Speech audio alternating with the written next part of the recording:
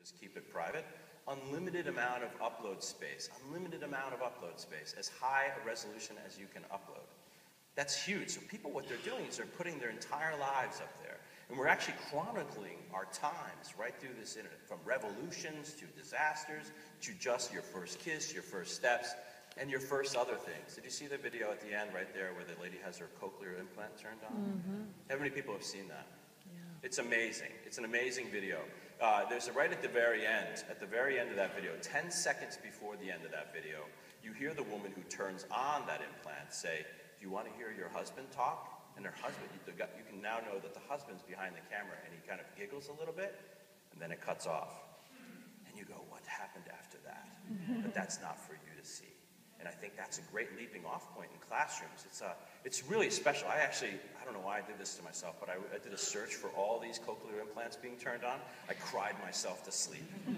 Have you seen these? They're unbelievable, and they're so special. And you know, there's a lot of talk about cochlear implants, and that's a great talking point in your classroom too, you know, with among the deaf community. But the thing about YouTube is that it's all those great things, but it's also this. Now that video is queued up and ready to go, but I'm not going to do that to you. But it's the first video to ever reach 1 billion views. 1 billion views. And I thought to myself, what the heck is 1 billion?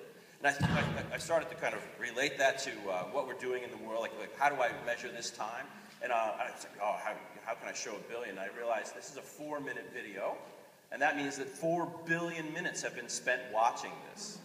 4 billion minutes. So if we go back 4 billion minutes from today, that's when copper tools were first used in the Fertile Crescent. Wow. You know, and by the way, anybody a geography person? Oh yeah, this slide, don't ever show it in Dubai. I did the other day because it turns out that they don't call the Persian Gulf the Persian Gulf. And so a little geography lesson that I learned in front of about a room full of people like this. Not good. But I will tell you that it wasn't that bad. But it's an unbelievable time. I mean, you go all the way back to that point. And so moving on, I think there's another thing we live in. We live in a GoPro world. How many people have a GoPro? Really? Really? I think I have one here. This is a GoPro camera. So I have, it's the head mount. So I can put it on my head, and you can wear it underwater like this. And it's really awesome. So GoPro cameras, they're pretty indestructible unless you take them out of this case, which I've learned.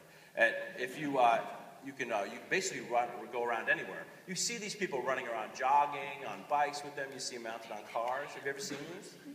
Well, I'll give you an idea of what that really looks like. Look for it in this video. You'll see people, it's attached almost everywhere.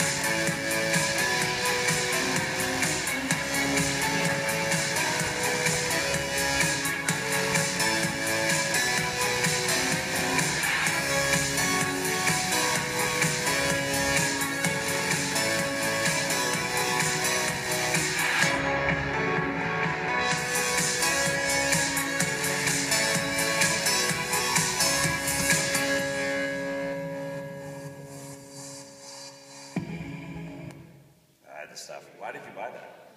He goes, you don't do those things. Well, he's not right, you know, because when we went to the Hawaii summit, my wife and I, my wife goes, you better get that GoPro camera, which is great. When you know, husbands, you know when your wife says to buy things, you buy immediately. And so I went out. My son was like, let's get the GoPro. So we went and got the GoPro, and then my wife scheduled a time for us to go in a shark cage and swim with sharks. You ever seen something like this? So we had to go in a cage. You see how I had to now?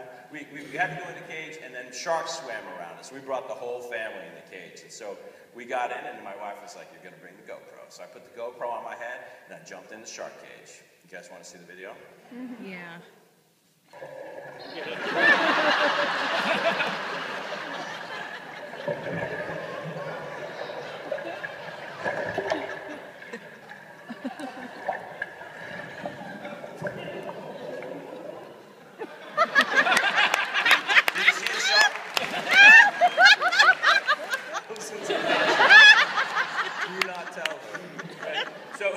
So this is really interesting because I remember getting in the water and it was cold and there were sharks and there was people and I started to hyperventilate and all that. My wife looks at me, she goes, "Give me the camera." My brother-in-law can't stand me because he was going to buy the DVD and I told him, "Don't get the DVD, I got the GoPro." Oops. This is the video. I have it on DVD. Here you go, family. When you do things like this, when you start to use these tools, that there's a big thing that gets in the way. And that is what got in the way for me.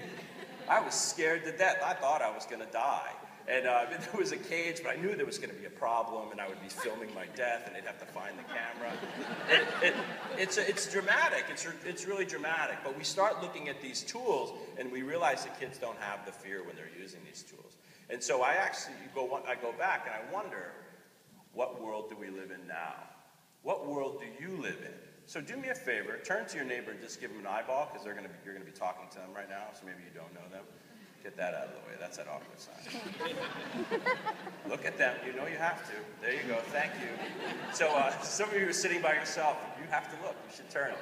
I see you, Lucy Craig. So right now, I'm just calling you out. So I want you to talk to them. Have a conversation for about 1 minute. Just kind of mention to them, what world do you live in now? And let that include things like Pinterest or Google+. Ready? We live in now. And I tell you, without giving away your answer, I really think we live in a wild and reckless world of creativity. You know, and the thing is, because we don't use it in the classroom, it really is with those kids without a net. We find that a lot of kids are doing these things. We ask them to put them all away, and it really is. We have all sorts of excuses for it. You know, we're hearing lots of excuses probably these last couple days. We hear excuses all the time about technology in the classroom. But the thing is, excuses are nothing new. You know, I was born, as I said, in 1970. And when I was born, bicycles were around. You know that whole idea of the immigrant, the digital immigrant versus the digital native?